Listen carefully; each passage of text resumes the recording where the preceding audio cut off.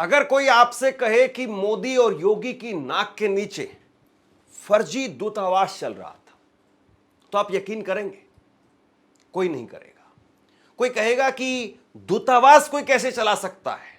दूतावास यानी एक बड़ा शानदार और लग्जरी एक ऑफिस होता है जहां से आप दूसरे देश जाने के लिए कागज तैयार करवाते हैं, आपका वीजा, ये सब चीजें वहां पर दूतावास का काम होता है। एक दूतावास चल रहा था, लग्जरी लाइफ जीने वाला एक शख्स जिसके पिता एक मशहूर उद्योगपति थे, एक ऐसा शख्स जो कि लंदन में रह करके एमबीए की डिग्री करता है, एमबीए पास आउट है लंदन से, एक ऐसा शख्स जिसके पिता की खदानें चलती थी। वो शख्स मोदी जी और योगी जी की नाक के नीचे फर्जी दूतावास चला रहा था। कहां पर चल रहा था ये फर्जी दूतावास? उत्तर प्रदेश के बहुत बड़े शहर जिले गाजियाबाद में, गाजियाबाद के कविनगर इलाके में ये फर्जी दूतावास चल रहा था। कविनगर इलाका कोई ऐसा नहीं है कि झुग्गी झोपड़ियों में कोई इलाका है और वहां पर एक छोटी सी झुग्गी में कुछ अवैध तौर पर कुछ काम हो रहा है। एक पोश इलाका है, एक पोश इलाका है जहां पर बड़े बड़े अफसर रहते हैं, बड़े बड़े आईएएस आईपीएस अधिकारी रहते हैं, डीएम कलेक्टर रहते हैं। उस कविनगर इलाके में यह शख्स अपना फर्जी दूतावास चला रहा था। अगर कविनगर इलाके को आप अगर गूगल पर देखेंगे और उसके बाद में विदेश मंत्रालय की इससे दूरी देखेंगे तो महज 50 किलोमीटर की दूरी है। 50 किलोमीटर कुछ भी नहीं है। आप सोचिए कि डिजिटल इंडिया, डबल इंजन, कानून व्यवस्था, इतनी सारी दुहाई दी जाती है, लेकिन कोई पकड़ नहीं पाया। सालों साल से यह आदमी फर्जी दूतावास चला रहा था, अपने आप को कई देशों का राजदूत बताता था और कैसे इसने बड़े बड़े घोटाले किए। इसके घर पर कई बड़ी बड़ी लग्जरी गाड़ियां हैं और उन लग्जरी गाड़ियों के भी वीवीआईपी नंबर हैं। एम्बेसी की जो ब्लू कलर की प्लेट होती है, नंबर प्लेट, उस तरह की नंबर प्लेट के साथ में गाड़ियों में यह चलता था। कई मंत्रालयों में सीधा आना जाना था, कोई रोक टोक नहीं। विदेश में घूमने के लिए जाता था और 5 स्टार होटल्स में ठहरता था। नाम है हर्षवर्धन जैन। आप कहेंगे कि नाम हर्षवर्धन जैन है, शायद इसीलिए इस खबर पर बात नहीं हो रही है। वरना आप बताइए कि गाजियाबाद से और नोएडा, जहां पर तमाम टीवी चैनल्स हैं, कितनी दूरी है? कुछ भी नहीं है। अगर टीवी चैनल वाले चाहें तो महज कुछ मिनट में इसके उस फर्जी दूतावास पर पहुंच सकते हैं, इसके उस फर्जी दूतावास से लाइव खड़े होकर के खुलासे कर सकते हैं। लेकिन अगर आप सोचिए कि कोई गाजियाबाद में किसी मस्जिद को लेकर के कोई खबर आ जाए तो फटाक से वहां पर बड़े बड़े नामचीन कैमरे लेकर के मस्जिद के अंदर कूद जाएंगे। लेकिन अब कोई फर्जी दूतावास की बात नहीं कर रहा है। इस आदमी की तस्वीरें प्रधानमंत्री नरेंद्र मोदी से लेकर के राष्ट्रपति और कई बड़े बड़े लोगों के साथ में है। यह आदमी अपने बड़े आलीशान घर के अंदर कई देशों के झंडे रखता था। मतलब इसने पूरा ऐसा माहौल बना करके रखा था कि कोई आदमी चाह करके भी इस पर शक ना कर पाए। यह कहानी देखनी सुननी बहुत जरूरी है, इसलिए क्योंकि ऐसे ठगों और ऐसे फ्रॉड करने वाले लोगों की चपेट में अगर कोई आता है तो वो आप जैसा, हमारे जैसा आम आदमी आता है, जो विश्वास कर लेता है, जो दिख रहा होता है उसी पर विश्वास कर लेता है। लेकिन दुनिया आजकल इतनी सीधी और इतनी अच्छी नहीं बची है कि जो आप देख रहे हैं वही सच्चाई हो। कई बार जो आप देख रहे हो वो केवल छलावा होता है।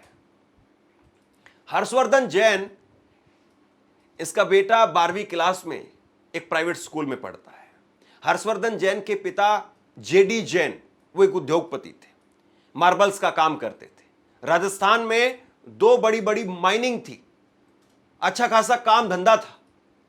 और ये खुद गाजियाबाद से बीबीए करता है, उसके बाद में लंदन से एमबीए करने के लिए चला जाता है। लंदन से एमबीए किया और उसके बाद में ये नेटवर्क में घुस गया। उस नेटवर्क में जहां पर सऊदी अरब और कई अलग अलग मुल्कों में रहने वाले लोगों के साथ में इसकी दोस्ती हो गई, वहां पर आना जाना होने लगा। और उसके बाद में फिर धीरे धीरे धीरे धीरे इसने अपने आप को इस लेवल पर पहुंचा दिया कि ये लगातार न केवल विदेशी यात्राएं करता था, घूमता था, फिरता था, 5 स्टार होटल्स में ठहरता था और इसके दूतावास पर धंधा चल रहा था, रैकेट चल रहा था। लोगों को फर्जी तरीके से विदेश भेजने के नाम पर। यूपी के गाजियाबाद में फर्जी दूतावास का खुलासा हुआ है। एसटीएफ ने मंगलवार को छापा मारकर हर्षवर्धन जैन को अरेस्ट किया है। इसके पास वीआईपी नंबर वाली लग्जरी 4 गाड़ियां जब्त की गई है। इसके साथ ही अलग अलग देशों और कंपनियों की 34 मोहरें भी मिली है। इसके अलावा विदेश मंत्रालय की मोहरें लगे दस्तावेज और 44,70,000 रुपए कैश बरामद किया गया है। एसटीएफ एसएसपी सुशील घुले ने बताया कि हर्षवर्धन केबी 35 कविनगर में किराए का मकान लेकर अवैध रूप से वेस्ट आर्कटिक दूतावास चला रहा था। वह खुद को कई देशों का एम्बेसडर बताता था, हालांकि इन नामों से कोई देश नहीं है। उन्होंने बताया कि हर्षवर्धन डिप्लोमेटिक नंबर प्लेट लगी गाड़ियों से चलता था। लोगों को प्रभावित करने के लिए प्रधानमंत्री, राष्ट्रपति और कई अन्य बड़े लोगों के साथ में अपनी मोर्फ यानी एडिट की हुई फोटो का इस्तेमाल करता था। इसका मुख्य काम कंपनियों और प्राइवेट व्यक्तियों को बाहर के देशों में काम दिलाने के नाम पर दलाली करना, सेल कंपनियों के जरिए हवाला का रैकेट चलाना था। हर्षवर्धन के पास 2 फर्जी प्रेस कार्ड, 2 फर्जी पैन कार्ड, माइक्रोनेशन देशों के 12 डिप्लोमेटिक पासपोर्ट, कई देशों की विदेशी मुद्रा और विभिन्न कंपनियों के दस्तावेज और 18 डिप्लोमेटिक नंबर की प्लेट भी बरामद हुई है। सूत्रों के मुताबिक छापेमारी से पहले यूपी एसटीएफ ने केंद्रीय एजेंसियों के माध्यम से विदेश मंत्रालय को फर्जी दूतावास संचालित होने की सूचना भेजी। मंत्रालयों से जांच के बाद एसटीएफ ने कार्रवाई की। पहली नजर में एसटीएफ भी इस बात को मानने के लिए तैयार नहीं थी कि यहां पर कुछ ऐसा हो सकता है, और इसीलिए पहले तसल्ली की गई कि हां वाकई ये फर्जी चल भी रहा है, और उसके बाद में छापेमारी जो है हुई है। सोचिए कि आम आदमी, आप और हम कैसे पकड़ पाएंगे किसी आदमी को जो आदमी इतना बड़ा बन गया है, जिस आदमी का इतना लाव लश्कर दिखाई देता है, 4-4 बड़ी बड़ी गाड़ियां, लग्जरी गाड़ियां। कोई भी आदमी सोचेगा, और उसका घर देखिए आप एक बार, ये घर देखिए, ये घर ऐसा दिखाई दे रहा है कि सच में वाकई दूतावास, और इसमें जिस तरीके से स्टाफ वगैरह और सब चीजों को उन्होंने सुसज्जित करके रखा था, तो लग रहा है कि हाँ वाकई कुछ न कुछ ऐसा है कि हम एम्बेसी में आ गए। और ऐसा नाम इसने रखा कि जिस नाम से गूगल पर भी आपको नाम नहीं मिलेगा। प्रधानमंत्री नरेंद्र मोदी के साथ में ये देखिए एक पुरानी तस्वीर इसने रखी हुई है कि मोदी जी से तो मेरे बहुत पुराने गहरे संबंध है। हालांकि ये तस्वीर मोर्फ है। कविनगर शहर का पोश इलाका है, जहां पुलिस कमिश्नर, डीएम समेत कई अफसरों के ऑफिस है। फर्जी दूतावास के बाहर अनूप सिंह नाम की नेम प्लेट लगी हुई है। इस मकान से करीब 100 मीटर दूर दूसरा मकान है जहां आरोपी हर्षवर्धन का आना जाना था। बताया जा रहा है कि यह मकान हर्षवर्धन के पिता एचडी जैन का है। आरोपी हर्षवर्धन ने एसटीएफ को पूछताछ में जो बताया है वो भी सुनिए। उसने बताया कि मेरी उम्र 47 साल है। मैंने गाजियाबाद से बीबीए और लंदन से एमबीए किया है। मेरे पिता जेडी जैन उद्योगपति थे। वो गाजियाबाद की जैन रेलिंग मिल के मालिक थे। राजस्थान के बांसवाड़ा और काकरोली में इंदिरा मार्बल्स और जेडी मार्बल्स के नाम से माइनें थी, यानी खदानें थी। इन खदानों से लंदन तक मार्बल एक्सपोर्ट किया जाता था। मैंने भी माइन में काम किया है। साल 2000 में मेरी मुलाकात चर्चित व्यक्ति चंद्रा स्वामी से हुई। उनके माध्यम से मैं आर्म्स डीलर अदनान खरगोशी, सऊदी अरब के निवासी, और एहसान अली सैयद से लंदन के अंदर मिला। एहसान अली सैयद के साथ मिलकर लंदन में मैंने 1 दर्जन से अधिक कंपनियां बनाई जिनका इस्तेमाल दलाली के लिए किया जाता था। 2006 में दुबई में रहने वाले अपने चचेरे भाई के माध्यम से मैं उमाल क्वीन चला गया।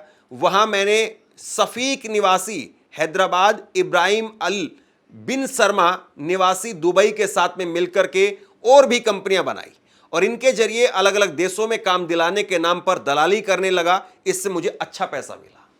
मतलब ये आदमी एक के बाद एक अपने नेटवर्क को बढ़ाता चला गया। बड़े बड़े लोगों से दोस्ती की, और उनसे दोस्ती करके बाहर के मुल्कों में कंपनियां बनाई, और उन कंपनियों के जरिए हवाला का पैसा इधर से उधर भेजने लगा। सोचिए, ये सब कुछ हो रहा था, और डिजिटल इंडिया या मजबूत हाथ की सरकार, 56 इंच की सरकार, या योगी की सरकार, कानून व्यवस्था का राज है, कानून व्यवस्था का डंका बज रहा है, ये सब बातें कहां थी? इतना सब कुछ जब हो रहा था तो सरकारें क्या कर रही थी? देखिए, एक तरफ जो है वो बिहार में आजकल बड़ी चर्चा आप सुनते होंगे कि एसआईआर की प्रक्रिया चल रही है, यानी कौन वोटर फर्जी है, कौन वोटर अवैध है, इस बात को लेकर के कागजात मांगे जा रहे हैं कि आपके पास में ये डॉक्यूमेंट्स हैं या नहीं है, आपके पास में ये डॉक्यूमेंट्स है या नहीं है, और अगर आपके पास में ये डॉक्यूमेंट्स नहीं है तो फिर उसके बाद में आप वोटर रहेंगे या नहीं रहेंगे, इस बात को लेकर के सवाल हो रहा है। कोई इन लोगों के घरों में नहीं घुसता है, कोई इन लोगों से नहीं पूछता है कि भाई इतने बड़े बड़े घर बना करके इतने बड़े बड़े कारोबार चला रहे हो तो सब कुछ ठीक है, या किसी की हिम्मत नहीं है, या फिर पुलिस वालों को या अलग अलग लोगों को उनकी मंथली ये सब टाइम से पहुंचा देते हैं, अपने लोगों को सैलरी स्टाफ को या बाकी किसी को देते होंगे या नहीं देते होंगे, या किसी से लिया हुआ पैसा देते होंगे या नहीं देते होंगे, लेकिन मंथली टाइम पर पहुंचाते होंगे ताकि वहां से कोई दिक्कत ना हो। और सबसे बड़ी बात यह है, इस आदमी पर, जिस आदमी ने इतना बड़ा फर्जीवाड़ा किया, इतने सालों से फर्जीवाड़ा कर रहा था, इस आदमी पर एक ही केस जो है वो अभी पता चल रहा है कि एक ही केस था इस आदमी पर, और वो केस भी क्या था?